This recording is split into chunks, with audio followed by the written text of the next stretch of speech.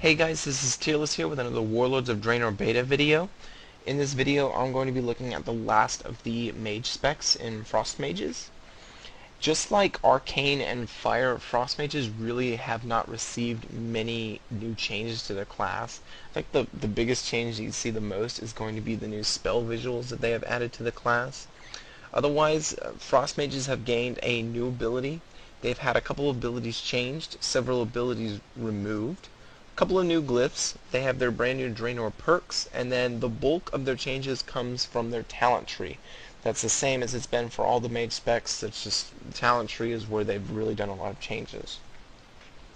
The new ability that comes to the class is Amplify Magic. Blizzard felt that Frost and, well, all specs of mages did not have enough raid utility, so they introduced Amplify Magic, which amplifies the effects of helpful magic, increasing all healing received by 12% for all party and raid members within 100 yards. So basically, if there's a high damage portion of a raid fight, healers can call out for Amplify Magic to help mitigate that damage. Pretty cool little just new ability for mages to have. I'll go ahead and use it here. You can see the spell visual on it. Just imagine that going across like 30, 40 raid members. It's probably a pretty cool, visual effect. There are three major changed abilities with the Frost spec. One of them is extremely minor, and that is Cone of Cold is gone from a 10-second cooldown to a 12-second cooldown. Extremely minor. However, the next one here is a major change for Frost Mages, and that is Deep Freeze can now be broken by damage. This is a huge PvP nerf for Frost Mages. Deep Freeze has been there for a very long time, and it has been used as a CC to do tons of damage to characters in PvP, and now it will no longer be there. It is it will be just simply an instant cast CC, which you cannot do any damage to that character while it is in Deep Freeze, or else it will be broken. So major PvP nerf right there. The third change to the abilities of a Frost Mage is Brain Freeze. Brain Freeze used to proc off your bomb talents, and the bomb talent tier has literally been exploded. So they have changed it to your Frost Bolts have a 60% chance to cause the Brain Freeze effect, and it still is an instant cast Frostfire Bolt. So not much of a change there that you should notice too much, but just know that it does proc off of something different now. There are several abilities that Frost had removed from the spec. Most of this is because Blizzard looked at the Frost spec and all the mages specs really, and they asked themselves, what abilities do Frost mages really use? Do they really use these abilities? And then if they felt that they don't, they got rid of it. So Frost mages lost Burning Soul, which was your reduction in casting time lost when you took damage. They lost their 4-second interrupt, or I should say silence. They lost Conjure Mana Gem, which is not that big of a deal because mana is really no longer important unless you are an Arcane Mage. All DPS classes that use mana are pretty much having mana as a resource eliminated from them, which I don't understand the ideology behind that, because they've done so much work in adding resources to like Ret Paladins and so forth that really didn't have to worry about a resource in the past, and now they're basically saying that it's not important anymore for you to have to worry about mana. So you're never going to run out of mana as a Frost Mage. You're never going to run out of mana as a Fire Mage. The only one you have to worry about is Arcane. So don't worry about Conjure Mana Gem being gone. Other than that, as far as the spec is concerned, Frost lost Mage Armor, Arcane Explosion, Evocation, Molten Armor, and Flame Strike. Flame Strike and Arcane Explosion share a button with Blizzard. It just switches dynamically depending on the spec you're in. Same thing with the armors. Armors are now passive abilities now. You don't have to apply them to your character.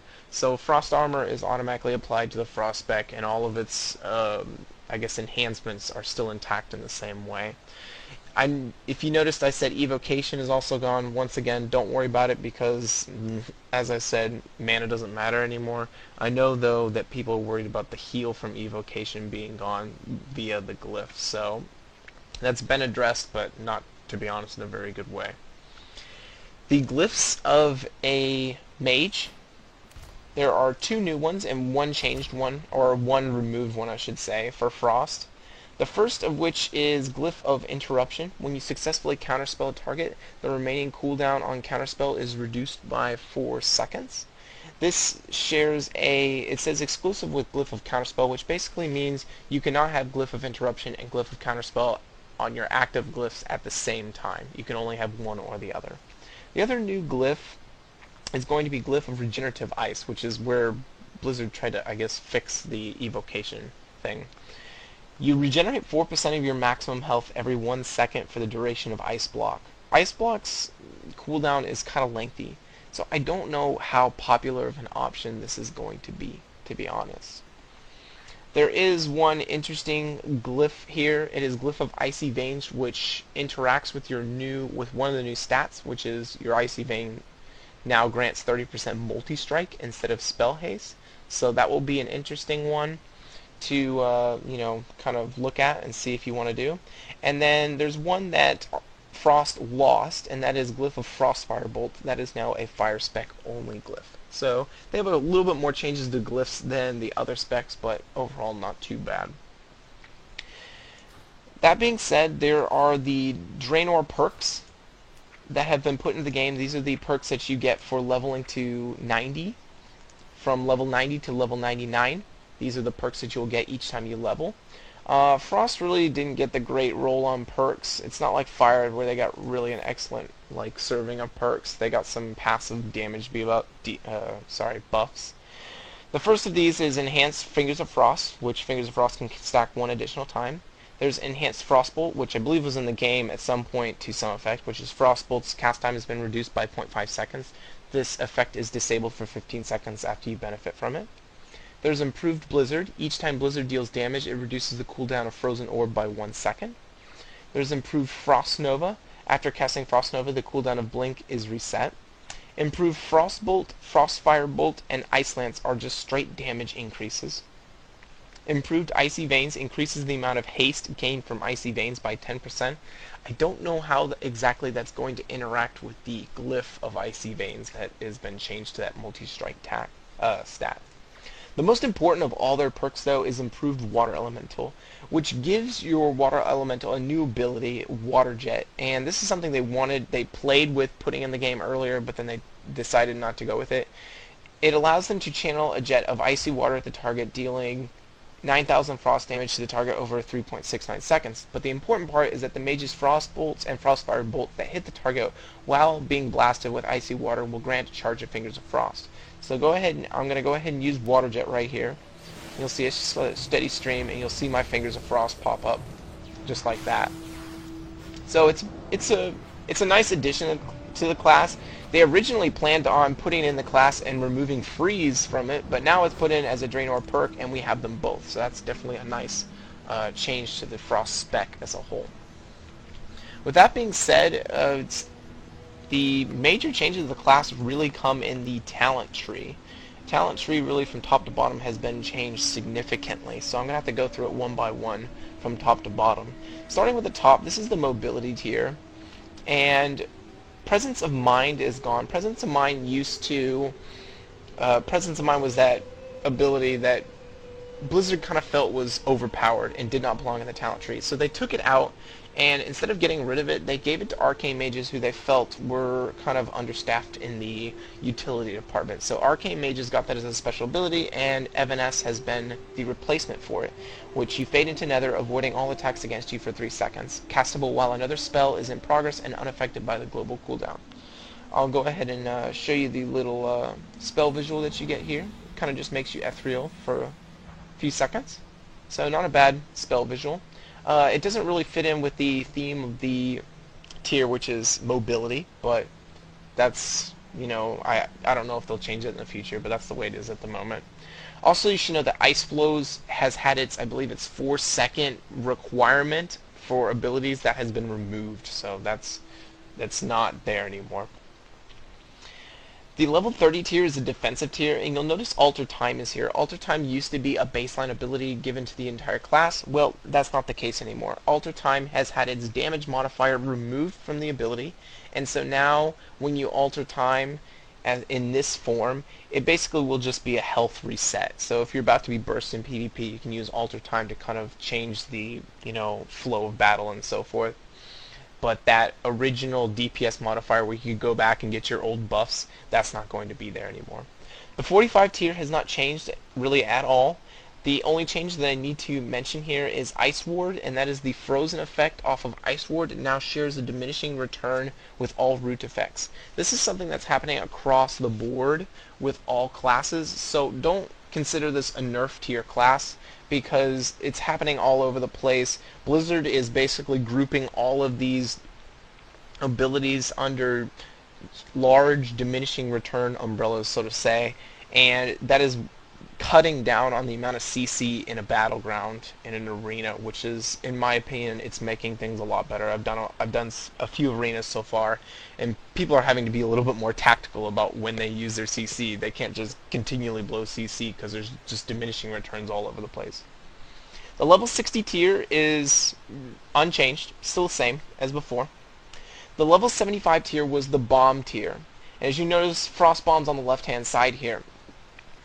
That is now been changed into an AoE tier of sorts. So Blizzard really didn't like the bomb idea anymore, so basically each bomb, depending on your spec, it changes based on the spec. So it's kind of a good thing because it kind of gives a flavor to each of the bombs. Living Bomb didn't change much, but Nether Tempest and Frost Bomb did change a little bit. Frost Bomb no longer is a ticking dot and then it explodes at the end. It's a bomb that you put on there and then you trigger via your Ice Lance, a frozen Ice Lance. So I'm going to go ahead and show this to you. I'm going to cast Frost Bomb on the target, and then I got to cast Water Jets so I can just easily get my Fingers of Frost, and then I'm going to fire this Finger of Frost, and you'll see the explosion right there. So that has been the change to Frost Bomb. That's how it does its damage, is through that explosion. The other talents on here are Unstable Magic, which your Arcane Blast, Fireball, and Frostbolt have a 50% chance to explode on impact, dealing an additional 50% damage to the target and all of their enemies within 8 yards. I can go ahead and show you this real quick and see what it looks like. A 50% chance is a lot better. You can see right there. You just see the explosion all over the place. So nice little change there, but to be honest, I honestly don't see this being taken compared to the other ones, just because I feel like PV, well, possibly with this spec I can see this being taken more by PvEers because Frost Bomb's a little bit tricky how it activates and so forth. But this last talent here, Ice Nova, is the PvP talent of this tier. Ice Nova causes a whirl of icy wind around the target enemy or ally, dealing 7,800 frost damage to all enemies within 8 yards and freezing for 2 seconds. The primary enemy will take 100% increased damage, max 2 charges. Now it replaces Frost Nova, and Frost Nova has been changed from a 25-second cooldown to a 30-second cooldown, but if you choose this talent, it's going to shift back to a 25-second cooldown, and it has 2 charges, so consider it more of a 12.5-second cooldown. You can see I can go ahead and cast right here, and it'll freeze everything, and you see the new frozen animation there, which looks amazing. That frozen animation has been applied to Ring of Frost as well. But the most important thing of that is the fact that you can use it on other players. I'm going to go over here real quick, and I can use it on this player right here, and it will... Oh, I can't use it on that target at the moment, but you can use it... Take this scenario, for instance, you're in a battleground and all of a sudden your healer is just swamped by all kinds of melee attacking him. You can use Frost Nova on that healer, as I just did there on this Shattersun Marksman, and it will freeze the people around him. Here, I'll use it on this guy right next to the mobs, and you'll see I can get them off the healer. So that is a huge, huge DPS ability. I honestly don't see any PvPers taking anything but this right side talent for every single spec of mage, to be honest. The level 90 tier used to be the mana regeneration tier, and as mana regeneration has completely been eliminated from the class, it has now changed. It is now just a DPS buff tier. This one I have at the moment, Incanter's Flow. It basically, magical energy flows through you while in combat, building up to 25% increased damage and then diminishing down to 5% increased damage, cycling every 10 seconds. So it just keeps going back and forth between 25% and 5% and back and forth while you're in combat. Honestly, it's bugged at the moment. It just goes up to 25% and then it just stays there. But it's meant to flow back and forth very much like the Druid's new Eclipse bar that just keeps going back and forth. Rune of Power had its mana regeneration modifier taken out, so it's just a straight damage debuff. Might see it in PvE, depends on how popular it is, but you probably won't see it in PvP just because it's a static place on the ground and you don't want to just sit there. And then Mirror Image, I know this was popular, but Mirror Image has now been taken out of the main spec, a main ability as a mage as a whole, and you now have to actually spec into it as a mage if you want to keep your mirror images. So that has been the major change. Now the level 100 talents are interesting. There's really no theme for the entire tier, but it's, you know, there's a theme per, I guess you could say, slot. This first slot is basically, for all three specs, is an addition to whatever your DPS buff is. In terms of Frost, it's going to be Icy Veins. So casting Ice Lance extends your Icy Veins by 2 seconds. Until we know more about damage numbers and how things are going, we don't know how popular this is going to be, but that's the basics of it. It's a passive. The one on the right hand side here is my personal favorite, which is Comet Storm, and it calls down a series of 7 icy comets around the target, each of which does 2300 frost damage split between all enemies within 4 yards of its impact point. So I'm going to go ahead and use it here. This is one of the coolest spell visuals in the game. Blizzard basically gave Mage all the cool spell visuals in the game.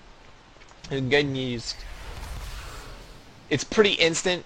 Does plenty of damage, really awesome. You can see even in my my damage over here on the left hand side, all the multi-strikes off of it. But definitely a really cool looking ability to have for mages, and considering how lame the other two are, I see a lot of PvPers taking this. I don't know if PvEers will take the other two. That's something we shall see.